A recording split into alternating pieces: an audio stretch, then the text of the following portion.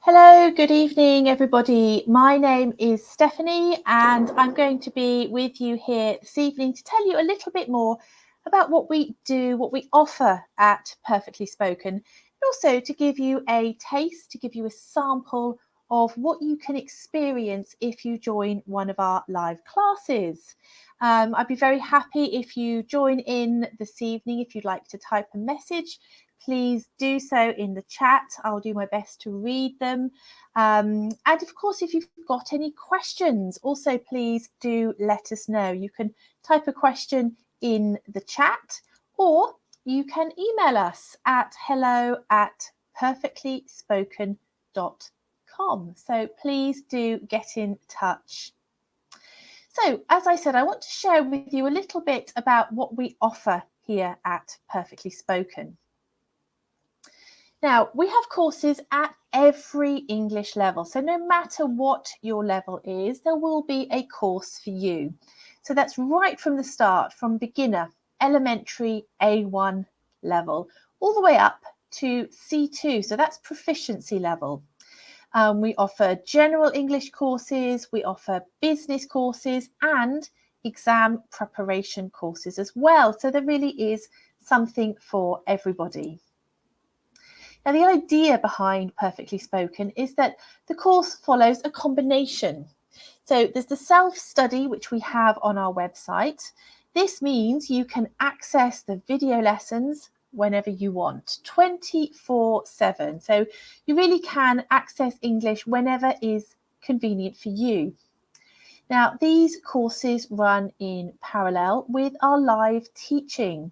So the idea is you watch the video lesson that's part of your course, part of your level, and then you join the expert teachers in the live classes where you can ask questions, you can practice your English, and of course, you get to meet other students from all over the world. They really are international classrooms.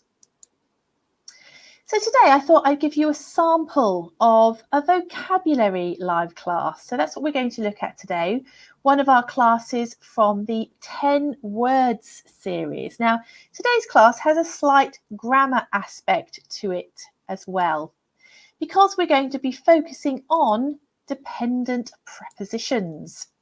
Now, a dependent preposition means it's always the same. So these really are fixed expressions, so they're nice to learn, nice to use. We'll do some practice, we'll find out what these 10 expressions are, and then there'll be a chance for you to join in as well with some discussion questions. Let's get started. So we're beginning with a quiz. I'd like you to tell me what's the preposition, so what's the missing preposition here? Zanya, hello, thank you for joining. Number one, when I moved to the UK, I had to get accustomed driving on the left. There's a missing preposition there. What is it? When I moved to the UK, I had to get accustomed driving on the left. Join in, type in the chat. Let me know what you think the answer is. Very good. Yes, those of you that are typing in too, absolutely. Accustomed to something. That is the answer to number one. Well done. Let's try number two. The thief is accused being responsible for the robbery. What do you think this could be? The thief is accused being responsible for the robbery. There's a preposition missing. What do you think it is? Sue, very good. Sue's correctly said of, accused of something. Well done.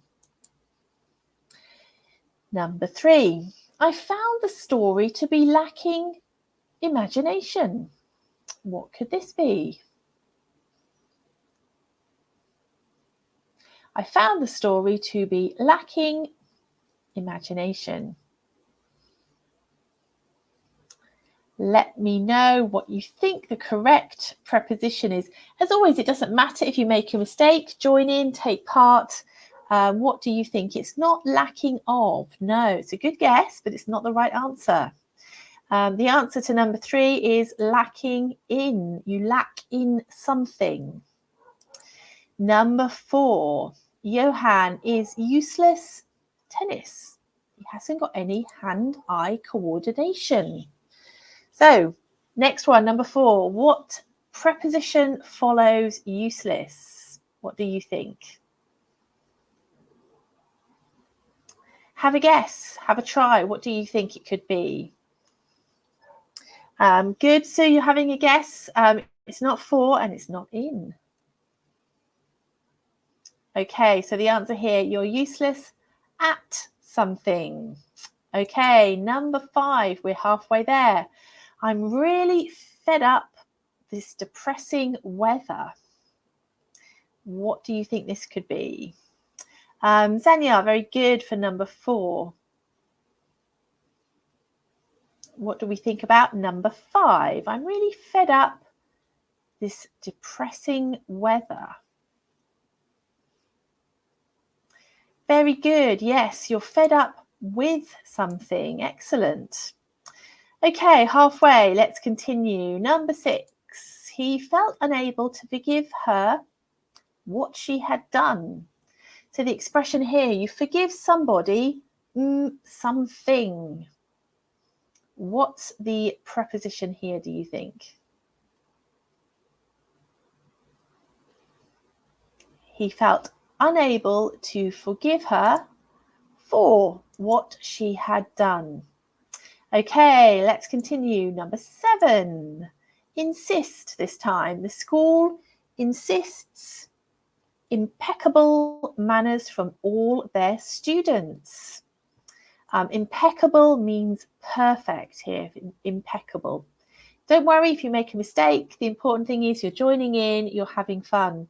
The school insists, number 7, on. You insist on something. Number 8, I'm not very fond opera. I much prefer the cinema. Zanya, you're doing very well. What about number 8? What do you think this could be? I'm not very fond opera. I much prefer the cinema.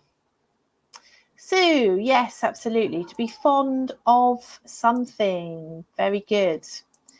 Number 9, the penultimate one. He persuaded me to invest a startup, and then I lost all my money. What's the preposition here? You invest something. Very good. Yes, Bassett, you invest in. Nice, easy one to remember this because it's invest. So you invest in something. Good, Sue, you've got it as well. Okay, last one, number 10. You can't rely him. He often breaks his promises. What's number 10? You can't rely him. The last one, what do you think it is? Very good, to rely on. So here we have our 10 expressions. Make a note because we're going to practice them on the next slide. So these are the 10 expressions we're looking at. Okay, so for our next practice, you've got to choose an expression to complete the sentences. Remember, you're choosing one of these in green. So, number 1, he lost all his money when he was persuaded to a scam. What expression could we put in here? So remember, this time we're looking for both parts, not just the preposition. It's got to be something from this previous slide here. I'm showing it to you again. What do you think it is? Very good. Yes, he lost all his money when he was persuaded to invest in a scam. Perfect. Let's try another one. I'm not staying in 5-star hotels. It feels very strange to me. What could this be? Okay, so this one, I'm not accustomed to, meaning I'm not used to. I'm not accustomed to staying. I'm not used to doing this. And notice the gerund there, accustomed to, and an ing. Very good. Number 3. My mother always, no mobile phones at the dinner table.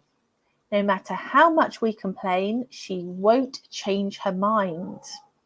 Any ideas about this? If you're very firm about something, you it. What could this one be? So number 3, my mother always insists on. So she's very firm about this. Number 4, despite being a serious crime, he maintained his innocence. What could this be? So again, we're looking for 2 parts to the expression. Despite being a serious crime, he maintained his innocence. So despite being accused of, you're accused of something. Very good. There's one last one here. He was very his great aunt and would often visit her at the weekend. What do we think for number 5? He was very his great aunt and would often visit her at the weekend. He was very fond of. Very good, Zanya. Perfect. Okay, so to finish this mini taster session today, we're going to find out a little bit about you. Number 1, is there anything you are fed up with at the moment? So remember, if you're fed up with something, you've had enough of it. Anything you're fed up with. I know a lot of people here were fed up with the terrible weather we had during the summer. We didn't have a summer. Of course, now we're in September, summer has decided to arrive, but in August we were fed up with the terrible weather. What about you? Are you fed up with anything at the moment? And remember, when we personalize the vocabulary like this, it really does help to reinforce it. It helps to make it part of your English. So do try to use the new expressions. Let's have a look at number 2. Is your town lacking in something? Is your town lacking in something? What do you think? So remember, lacking in means there's not enough of something. My town is lacking in affordable parking. There's not much parking that's affordable, especially in the peak summertime when the tourists come and the prices are very high. What about you? Is your town lacking in something? Question number 3. When was the last time you forgave someone for something they did? So notice that structure there. Forgive someone for doing something. What about you? Hello, Saeed. So Zanya saying your country lacks eloquent English speakers. So here you'd have to say my country is lacking in eloquent English speakers, Zanya. Good example. Let's try number 4. Is there anything that you think you are useless at?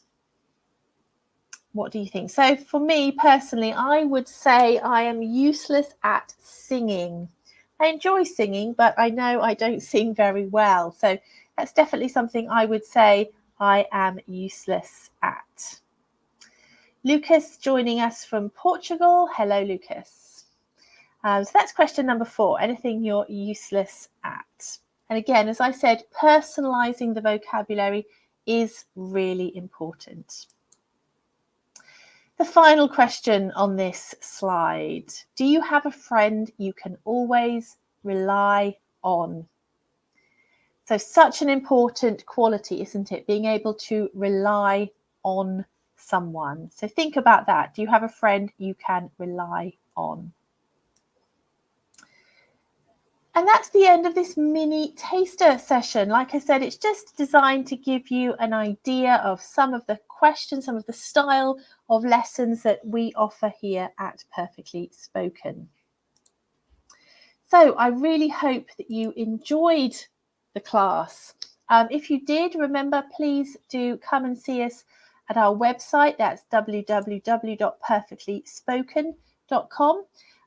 Great way to start improving your English. Of course, if you have got any questions, do let us know at the following address, hello@perfectlyspoken.com. So please do get in touch. I hope you enjoyed the session. I will be here at the same time next week for another mini taster session. So I hope to see you then. Thank you and goodbye for now, everybody. See you next time.